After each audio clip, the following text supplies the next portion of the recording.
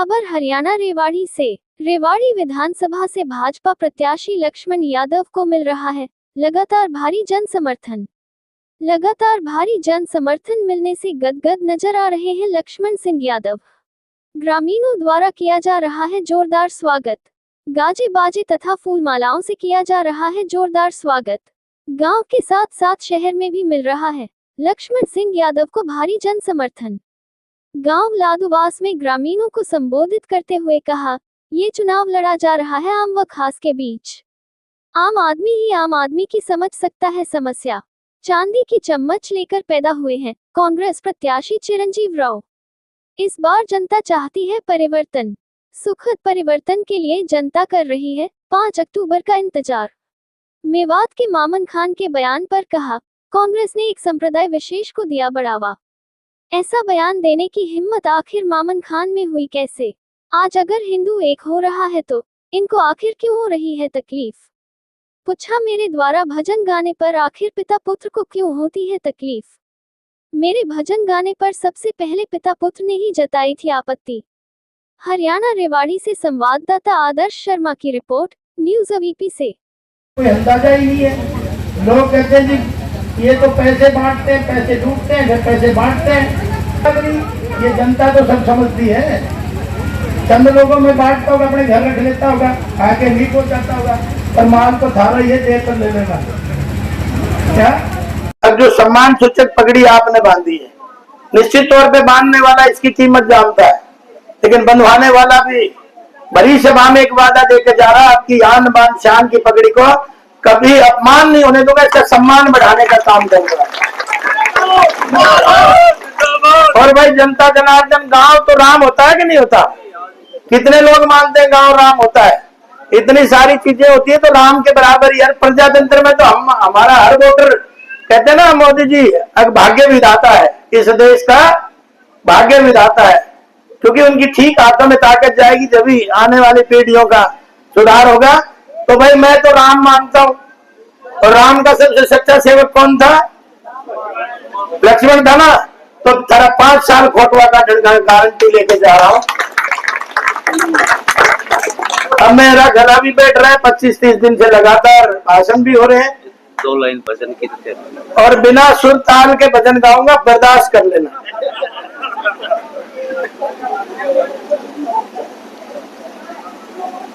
मेरी झोपड़ी के बाद आज जग जाएंगे राम आएंगे। मेरी झोपड़ी के बाद जग जाएंगे राम आएंगे। ओ राम आएंगे आएंगे राम आएंगे। ओ राम आएंगे आएंगे राम आएंगे। मेरी झोपड़ी के बाद आज जग जाएंगे राम आएंगे। मेरी झोपड़ी के बाद आज जग जाएंगे राम आएंगे। ओ राम आएंगे तो अंगना सजाऊंगी।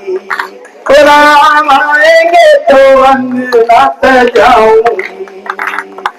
दीप जला के मैं तो दिवाली मनाऊंगी। दीप जला के मैं तो दिवाली मनाऊंगी। मेरा जन्म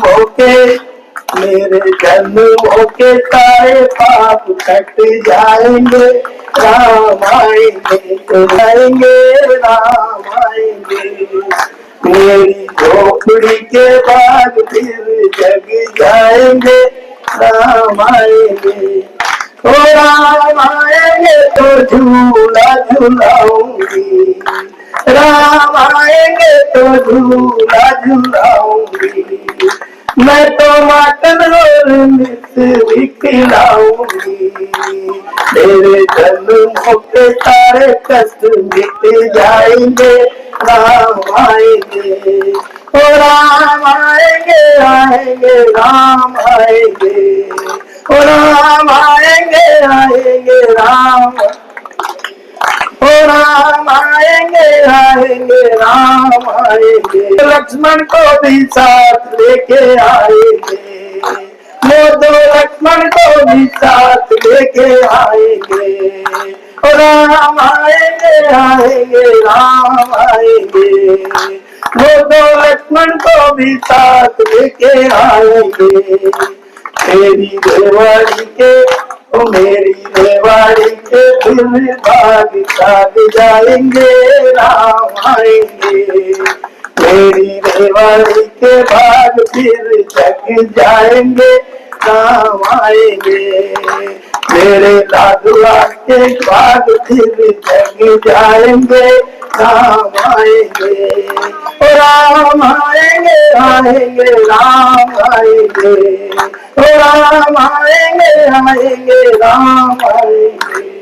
आज इतने से काम चला लेगा। आप सबसे मैं आग्रह करूंगा, 5 तारीख को कमल का बटन दबाना है। जो जो भी दबाना चाहता है, मुझे आशीर्वाद देना चाहता है, दोनों हाथ उठा के दे दो। भारत माता की। सारे सपने लेके आए हैं, उन सब चीजों पे फोकस करेंगे ही करेंगे। साथ साथ माताएं बहनें बैठी है पीछे, ये बहका गए 8500 रुपए देंगे।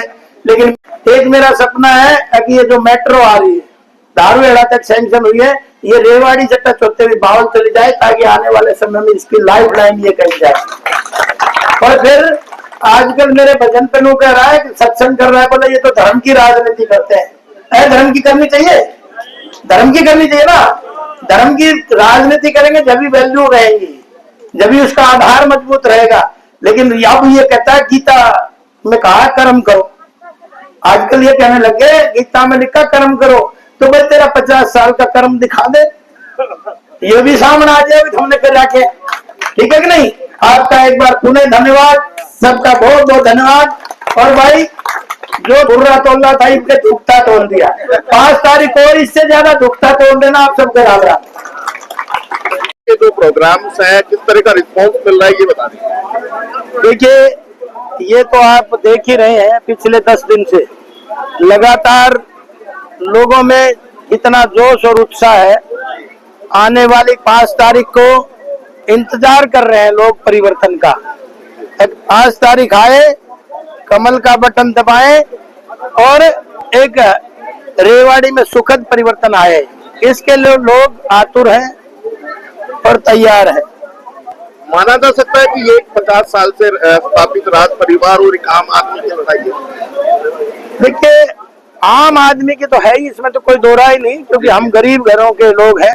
वो आम मत समझ लेना जिसको आप आम कह रहे हैं, वो तो खास हो चुके हैं। लेकिन हम आज भी आम ही हैं, और क्योंकि आम आदमी की जो समस्याएं हैं वो आम आदमी समझ सकता है। तो ये लोग नहीं समझ पाएंगे जो 50 साल से साम्राज्य इन्होंने बना रखा है इस रेवाड़ी में। तो इस बार लोगों ने मन बना चुके हैं भाई इस बार परिवर्तन लेके ही आएंगे।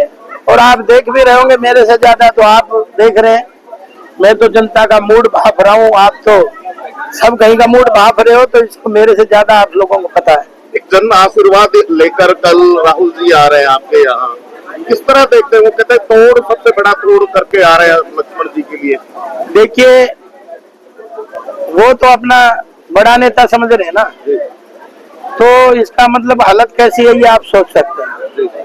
एक बात, दूसरा राहुल गांधी को कोई सीरियस देश में नहीं लेता।